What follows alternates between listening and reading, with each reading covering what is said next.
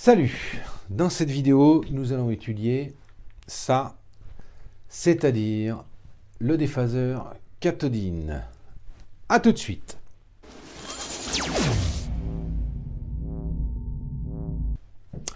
Alors dans cette première vidéo, ce que nous allons voir, c'est les principes, les impédances d'entrée, de sortie, les bandes passantes, etc.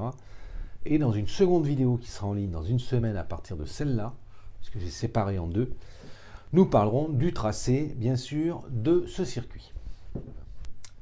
L'amplificateur Williamson présente un certain nombre d'étages en cascade qui sont classiques des amplificateurs à tube d'une certaine puissance. Alors on a d'abord un étage déphaseur qui en réalité comprend également un préamplificateur, ce qui est indiqué ici dans cette boîte, sous la partie déphaseur. Il est suivi d'un driver et on va voir pourquoi il est nécessaire d'avoir un driver, en particulier au cas particulier du Williamson.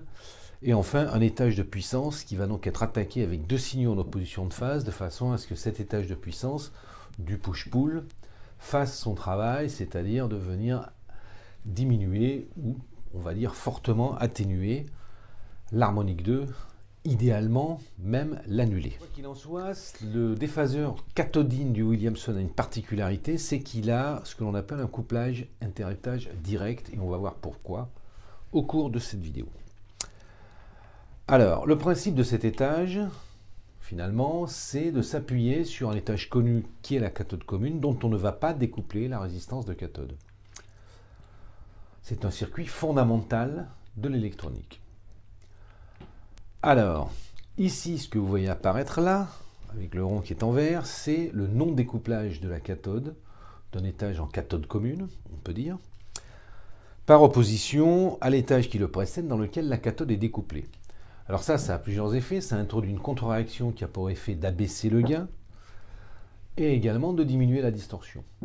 Mais surtout, ça va nous permettre de sortir des signaux en phase et en opposition de phase.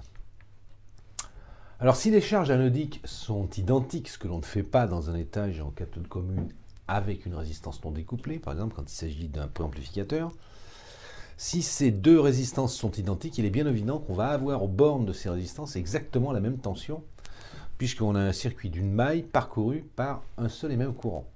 Si les deux résistances sont équivalentes, et rigoureusement équivalentes, et c'est déjà un premier point limitant dans un cathodine bien fait, c'est-à-dire qu'il faut avoir des résistances qui sont rigoureusement identiques ou très proches, parce que toute variation entre ces deux résistances va immanquablement entraîner une variation ici sur ces deux tensions que vous voyez là, c'est-à-dire les tensions de sortie sur la cathode et sur l'anode.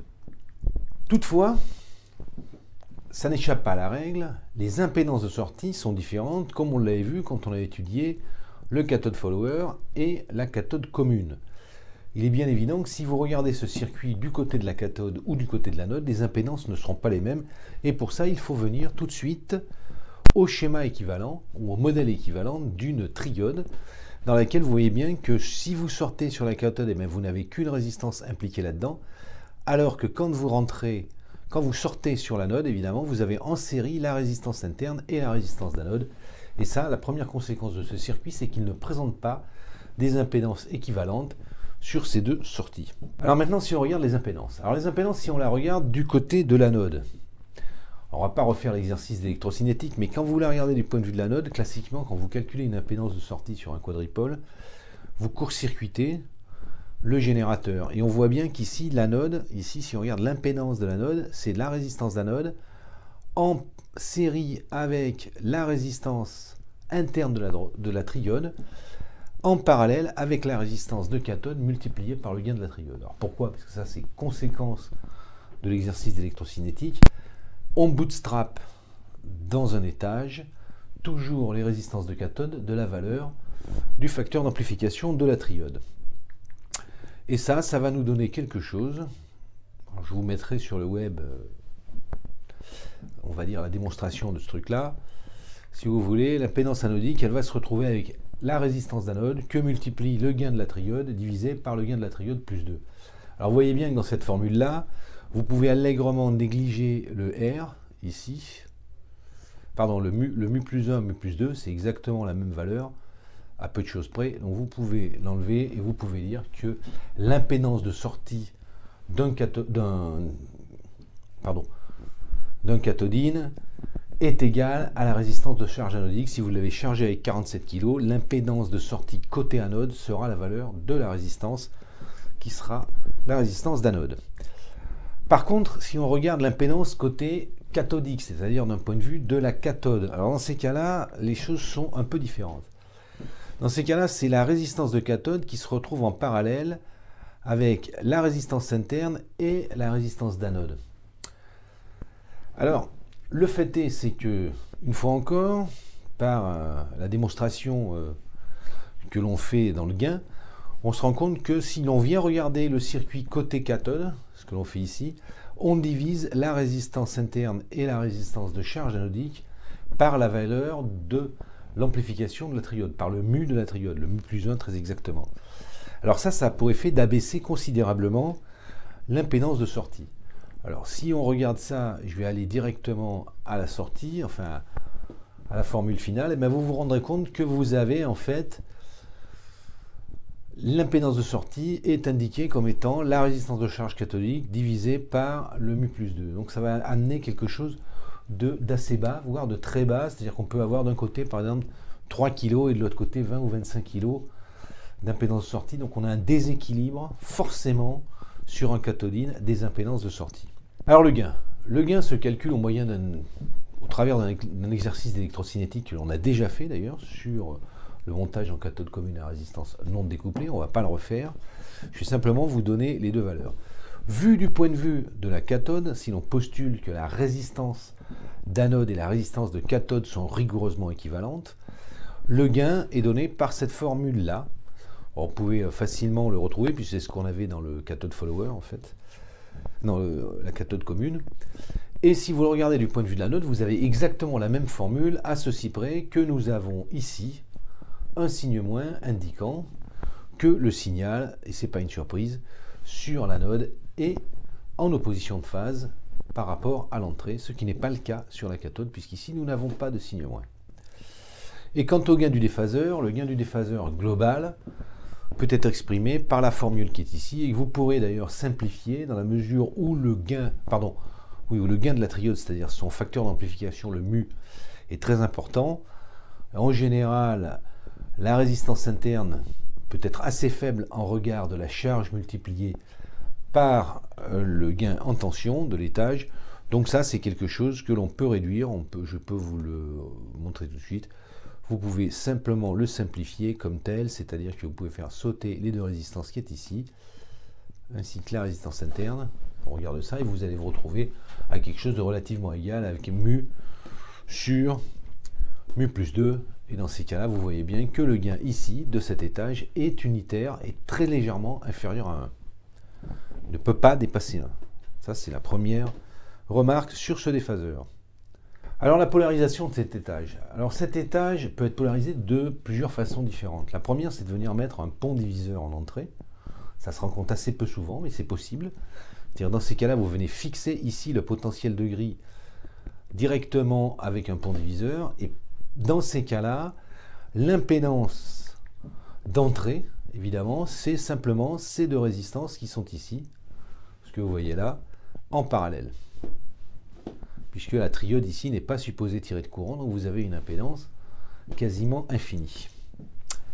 Si vous la polarisez comme on a l'habitude de la polariser sur un cathode follower, typiquement, et c'est une chose que l'on peut faire, notamment avec des triodes à fort mu ou à fort coefficient d'amplification, facteur d'amplification, dans ces cas-là, si vous la polarisez comme cela, on va retrouver les formules que l'on avait classiquement dans le cathode follower, c'est-à-dire la résistance de grille multipliée par le gain facteur divisé par 1 moins A. 1 moins A va être très petit en regard de A. Dans ces cas-là, ce terme-là, ici, devient très grand, multiplié par une résistance qui est assez grande, pour ne pas dire très grande, vous aurez plusieurs mégohms en entrée d'un déphaseur cathodine. Et enfin, on a la possibilité, quand les triodes le permettent, et on verra ça dans le tracé, quand on va parler du tracé, quand les triodes le permettent, évidemment, c'est de venir faire ici, à ce moment-là, ce que vous voyez là, ici, évidemment, un couplage direct. Alors c'est mieux parce que ça évite une constante de temps, Et puis aussi, il y avait aussi quelque chose d'aussi plus prosaïque encore, c'est qu'en termes de fabrication, ça évite évidemment d'ajouter des composants, de la main-d'œuvre. Il faut se replacer dans le contexte de l'époque où tout était fait à la main. Donc, outre le fait qu'on supprime une constante de temps ici, ce que vous voyez là, eh bien, on gagnait aussi, bien sûr, des composants. Donc, on avait plusieurs avantages à travailler comme ça. Alors ça ne marche pas avec toutes les triodes. Et notamment, ça ne marche pas avec les triodes qui ont des fortes résistances internes et des très grands gains. Typiquement, la 12AI7 ou le CC83 n'est pas un tube facile, voire impossible à coupler de manière directe. Et dans ces cas-là, l'impédance, évidemment, vue d'ici, est infinie. Alors, si vous observez bien un Williamson, vous allez vous rendre compte, et c'est vrai de beaucoup d'amplis, que cet amplificateur possède, si on s'intéresse à ça, des cellules ici de découplage, résistance-capacité, j'avais déjà évoqué ça dans une vidéo précédente.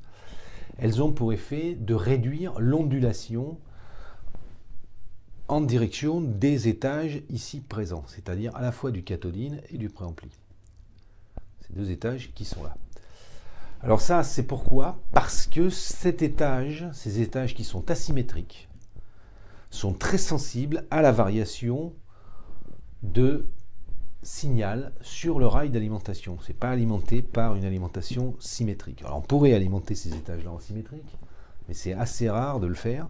En l'occurrence, ils sont référencés par rapport à la masse et toute ondulation sur le rail d'alimentation va irrémédiablement se retrouver sur les étages finaux.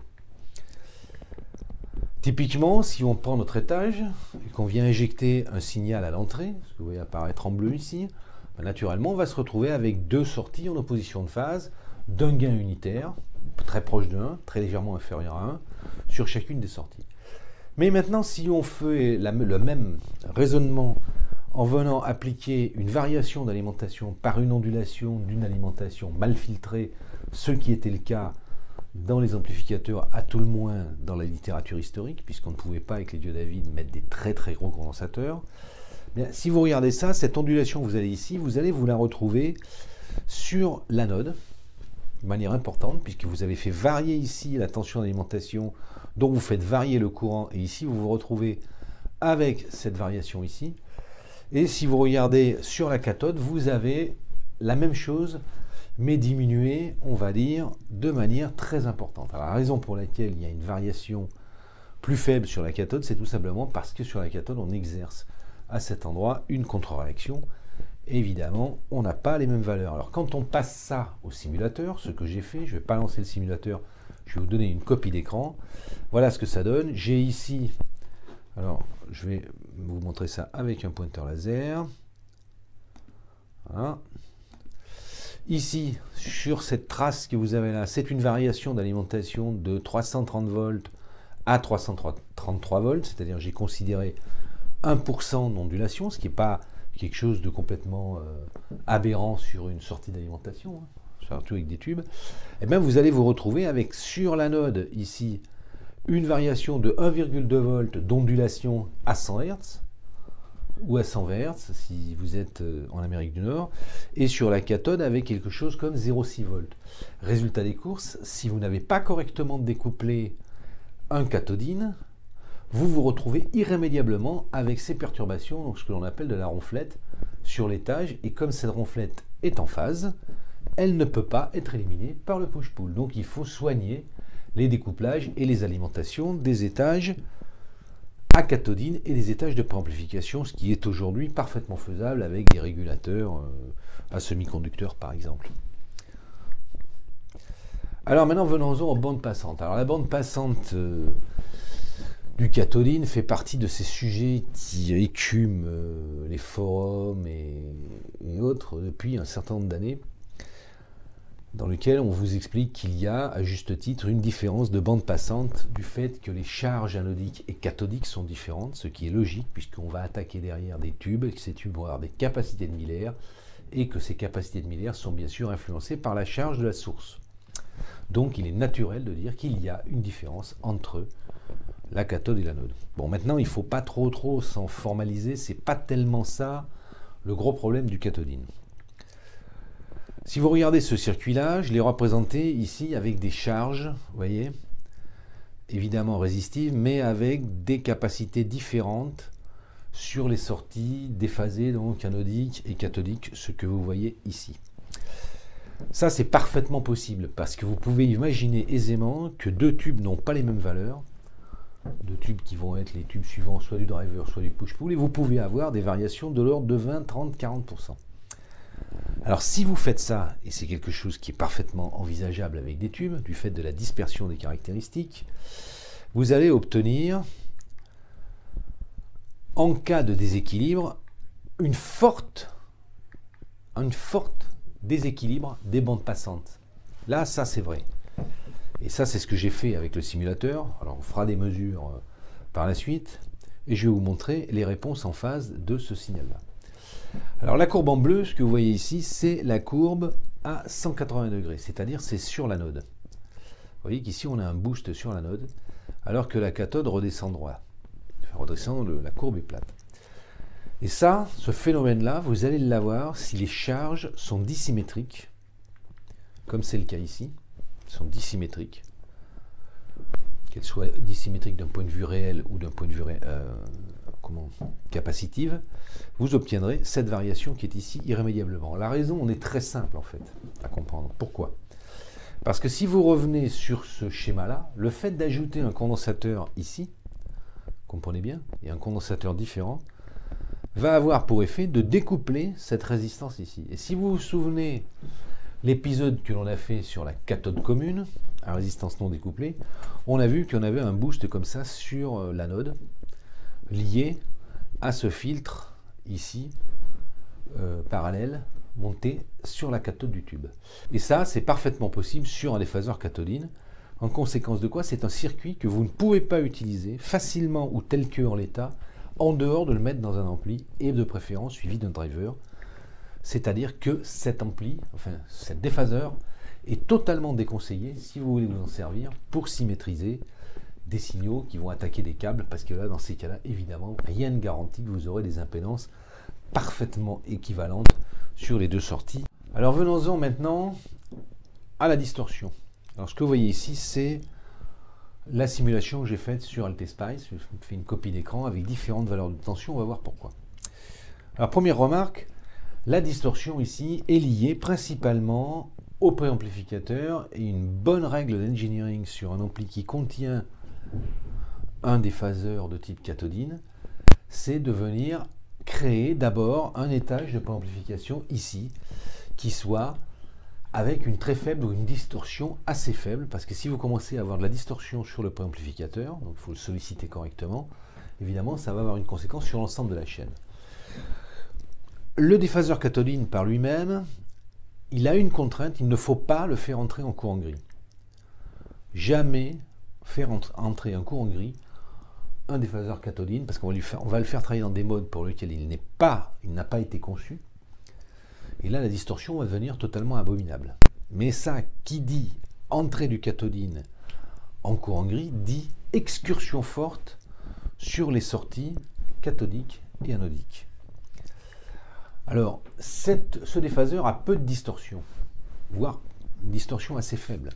C'est principalement lié au fait qu'il y a une contre-réaction pratiquement à 100% sur la cathode, ce qui a pour effet d'abaisser la distorsion. C'est pour ça que je vous disais que le Williamson est constitué d'un certain nombre de contre-réactions fractionnées. Alors si l'on sort, j'ai fait un tableau où j'ai sorti les distorsions en fonction des tensions. Ce que vous voyez ici, c'est le fichier d'erreur d'AlteSpice, et où on voit les distorsions en fonction des tensions d'entrée que j'ai pu faire. Alors j'ai fait un tableau ici, et ici vous avez donc ce que vous voyez là. Ce que vous voyez ici, c'est la tension de sortie qui va de 1,2 volts à 60 volts. Sachant que cet ampli est alimenté quelque chose comme 300 volts, et on verra qu'on a à peu près 100 volts possibles d'excursion à la fois sur la cathode et sur l'anode. Alors là, vous voyez que la distorsion est évidemment très faible au départ, et qu'elle monte. Alors j'ai fait sur Excel un graphique que je vais vous montrer ici, et vous voyez que ce circuit n'a pas une distorsion énorme, il n'a pratiquement pas de distorsion, parce que quand on a 0,8, 0,9% de distorsion, c'est quelque chose qui est inaudible, pour ainsi dire. Et si vous regardez cette courbe que j'ai tracée à la lumière des valeurs que j'ai relevées, on peut dire que jusqu'à 20 volts, ce circuit n'apporte pas de distorsion à l'ensemble. Par contre, quand on va se retrouver avec une excursion forte sur la cathode et sur l'anode, eh bien dans ces cas-là, ça va se mettre à distordre et d'une manière assez forte puisque ça arrive à monter à 60 volts à 9%.